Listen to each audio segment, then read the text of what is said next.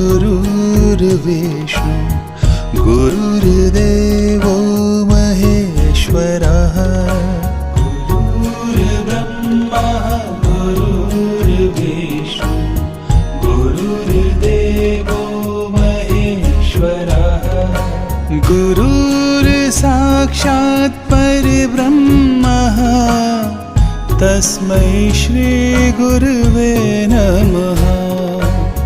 गुरुर्साक्षात् परब्रह्मः तस्मै श्री गुरुवे नमः गुरुर्ब्रह्मा गुरुर्विष्णु गुरुर्देवो